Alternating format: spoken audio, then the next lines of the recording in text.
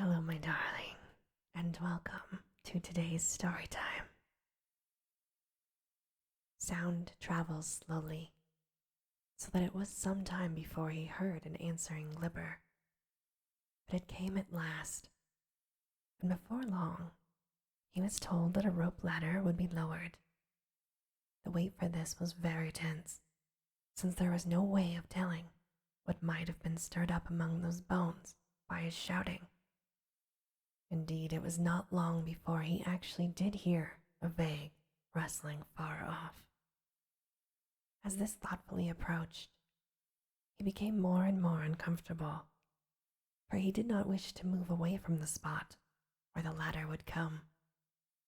Finally, the tension grew almost unbearable, and he was about to flee in panic when the thud of something on the newly heaped bones nearby drew his notice from the other sound. It was the ladder, and after a minute of groping, he had it taut in his hands. But the other sound did not cease, and followed him even after he climbed. He had gone fully 5 feet from the ground when the rattling beneath waxed emphatic, and it was a good 10 feet up when something swayed the ladder from below. At a height which must have been 15 or 20 feet, he felt his whole side brushed by a great slippery length which grew alternately convex and concave with wriggling. And thereafter he climbed desperately to escape the unendurable nuzzling of that loathsome and overfed bull whose form no man might see. For hours he climbed with aching arms and blistered hands, seeing again the gray death fire and Thok's uncomfortable pinnacles. At last, he discerned above him the projecting edge of the great crag of the ghouls, whose vertical side he could not glimpse, and hours later, he saw a curious face peering over it as a gargoyle peers over a parapet of Notre Dame. This almost made him lose his hold through faintness, but a moment later, he was himself again. For his vanished friend Richard Pickman had once introduced him to a ghoul, and he knew well their canine faces and slumping forms and unmentionable idiosyncrasies. So he had himself well under control when that hideous thing pulled him out of the dizzy emptiness over the edge of the crag, and did not scream at the partly consumed refuse heaped at one side, or at the squatting circles of ghouls who gnawed and watched curiously. He was now on a dim litten plain, whose sole topographical features were great boulders and the entrances of burrows. The ghouls were in general respectful, even if one did attempt to pitch him, while several others eyed his leanness speculatively. Through patient glibbering, he made inquiries regarding his vanished friend, and found he had become a ghoul of some prominence in abysses nearer the waking world.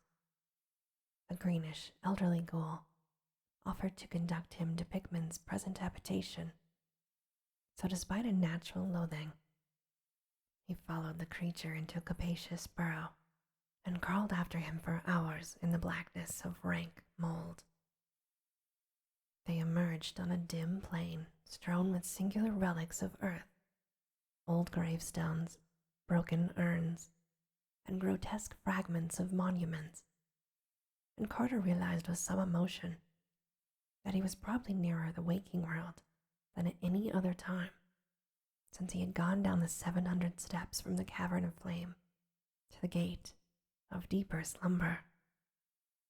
There, on a tombstone of 1768, stolen from the granary burying ground in Boston, sat the ghoul which was once the artist Richard Upton Pickman. It was naked and rubbery, and had acquired so much of the ghoulish physicality that its human origin was already obscure.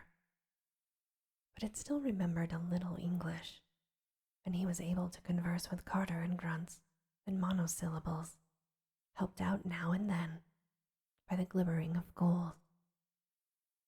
When it learned that Carter wished to get to the enchanted wood, and from there to the city Celophias in Uth-Nargai beyond the Tenarian Hills, it seemed rather doubtful, for these ghouls of the waking world do no business in the graveyards of Upper Dreamland, leaving that to the web-footed womps that are spawned in dead cities, and many things intervene betwixt their gulf and the enchanted wood, including the terrible kingdom of the Gugs. The Gugs, hairy and gigantic, once reared stone circles in that wood and made strange sacrifices to the other gods and the crawling chaos Nyarlathotep, until one night an abomination of theirs reached the ears of Earth's gods, and they were banished to the caverns below.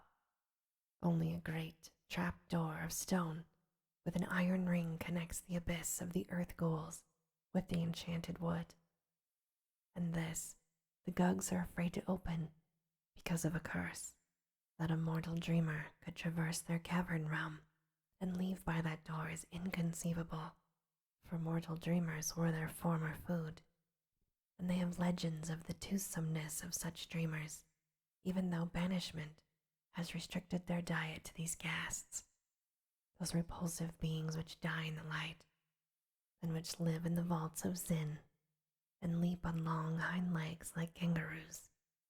So the ghoul that was Pickman advised Carter either to leave the abyss at Sarkomand, the deserted city in the valley below Leng, where black nitrous stairways guarded by winged diorite lions lead down from Dreamland to the lower gulfs, or to return through a churchyard to the waking world and begin the quest anew down the 70 steps of light slumber to the cavern of flame, and the 700 steps to the gate of deeper slumber and the enchanted wood. This, however, did not suit the seeker, for he knew nothing of the way from Leng to Uth-Nargai, and was likewise reluctant to awake, lest he forget all the heat so far gained in this dream. It were disastrous to this quest to forget the august and celestial faces of those seamen from the north, those who traded onyx and Celophias, and who, being the sons of gods, must point the way to the cold waste and Kadath, where the great ones dwell. After much persuasion, the ghoul consented to guide his guest inside the great wall of the Gugs' kingdom. There was one chance that Carter might be able to steal through that twilight realm of circular stone towers, maybe at an hour when the giants would be all gorged and snoring indoors, and he could reach the central tower with a sign of Koth upon it, which has the stairs leading up to that stone trapdoor within the enchanted wood. Pickman even consented to lend 3 ghouls to help with the tombstone lever in raising the stone door, for of ghouls the Gugs are somewhat afraid, and they often flee from their own colossal graveyards when they see a fasting there. He also advised Carter to disguise himself as a ghoul, shaving the beard he had allowed to grow, for ghouls have none, wallowing naked in the mold to get the correct surface, and lopping in the usual slumping way, with his clothing carried in a bundle as if it were a choice morsel from a tomb. They would reach the city of the Gugs, which is coterminous with the entire kingdom, through the proper burrows, emerging in a cemetery not far from the stair-containing tower of Koth. They must beware, however, of a large cave near the cemetery, for this is the mouth of the vaults of Zin, and the vindictive ghasts are always on watch there, seeking murderously for those denizens of the upper abyss who hunt and prey upon them. The ghasts try to come outside when the Gugs sleep, and they attack ghouls as readily as Gugs, for they cannot discriminate. They are very primitive and eat one another. The Gugs have a sentry at a narrow place in the vaults of Zin, but he is often drowsy and is sometimes surprised by a party of ghasts. Though ghasts cannot live in real light, they can endure the gray twilight of the abyss for hours. So at length, Carter crawled through an endless burrow, with 3 helpful ghouls bearing the slate gravestone of Colonel Nehemiah Derby, 1719, from the Charter Street burying ground in Salem. When they came again into open twilight, they were in a forest of vast, lichened monoliths, reaching nearly as high as the eye could see, and forming the modest gravestones of the Gugs. On the right of the hole out of which they wriggled, and seen through aisles of monoliths, there was a stupendous vista of cyclopean round towers mounting up illimitable into the gray air of inner earth. This was the great city of the Gugs, whose doorways are 30 feet high. Ghouls come here often, for a buried Gug will feed a community for almost a year. And even with the added peril, it is better to burrow for Gugs than to bother with the graves of men. Carter now understood the occasional Titan bones he had felt beneath him in the Vale of Benath. Straight ahead, and just outside the cemetery, rose a sheer perpendicular cliff, at whose base an immense and forbidding cavern yawned. This the ghouls told Carter to avoid as much as possible, since it was the entrance to the unhallowed vaults of Zin, where Gugs hunt ghasts in the darkness. And truly, that warning was soon well justified, for the moment a ghoul began to creep towards the towers to see if the hour of the Gugs' resting had been rightly timed. There glowed in the gloom of that great cavern's mouth first one pair of yellowish red eyes, and then another, implying that the Gugs were 1 century less, and that ghasts have indeed an excellent sharpness of smell. So the ghoul returned to the burrow and motioned his companions to be silent. It was best to leave the ghasts to their own devices, and there was a possibility that they might soon withdraw. They must naturally be rather tired after coping with a Gug century in the Black Vaults. After a moment, something about the size of a small horse hopped out into the gray twilight. Carter turned sick at the aspect of that scabrous and unwholesome beast, whose face is so curiously human despite the absence of a nose, a forehead, and other important particulars. Presently, 3 other ghasts hopped out to join their fellow, and a ghoul gibbered softly at Carter that their absence of battle scars was a bad sign.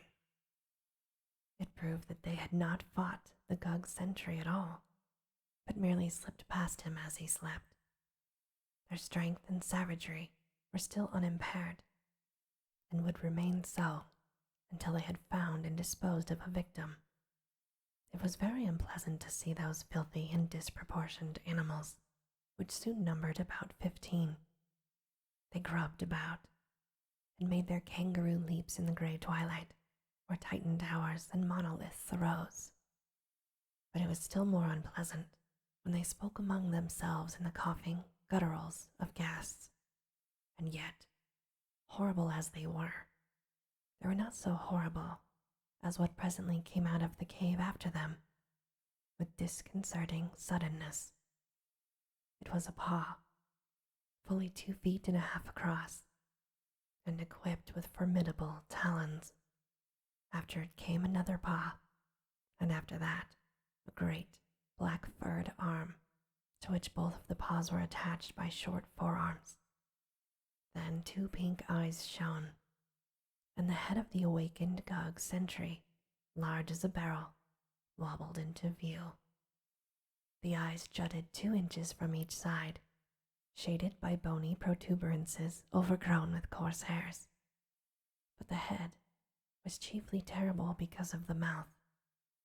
That mouth had great yellow fangs, and ran from the top of the bottom of the head, opening vertically instead of horizontally.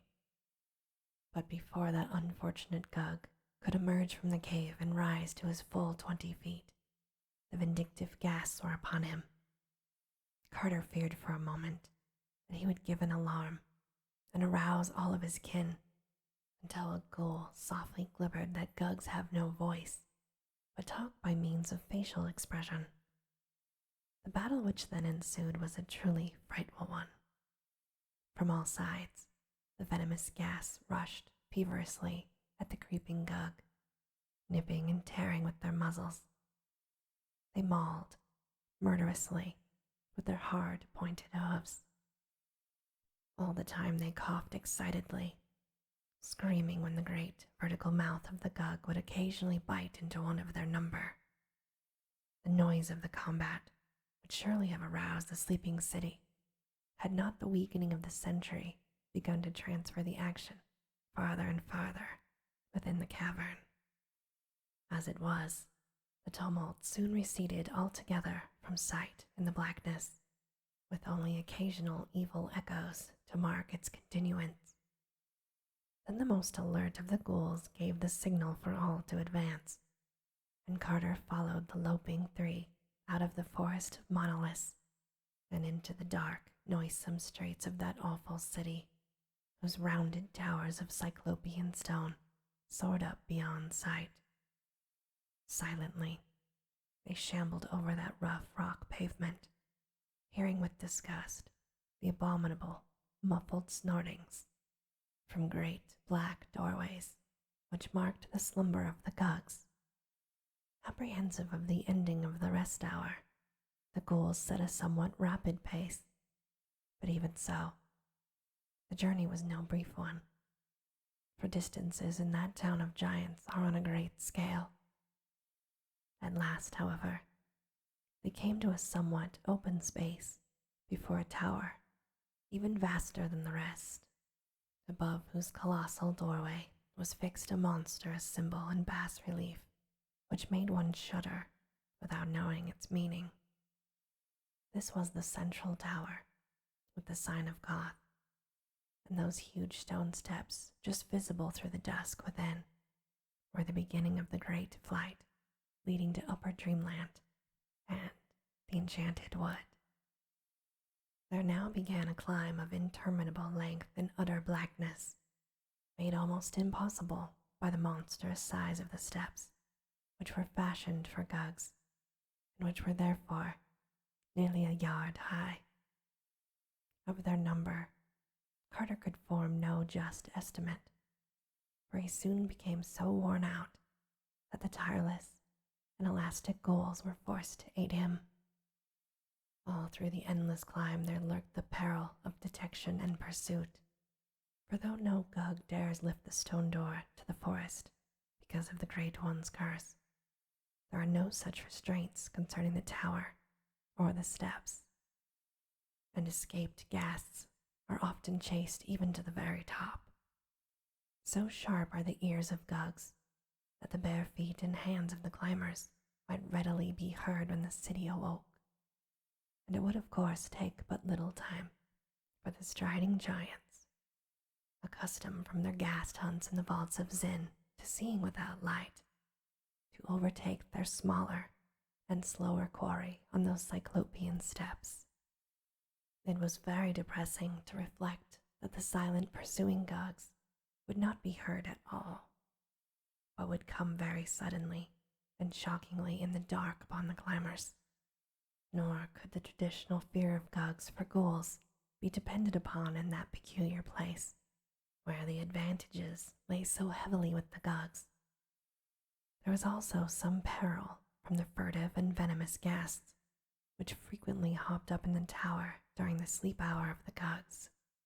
If the Gugs slept long, and the ghasts returned soon from their deed in the cavern, the scent of the climbers might easily be picked up by those loathsome and ill-disposed things, in which case it would almost be better to be eaten by a Gug.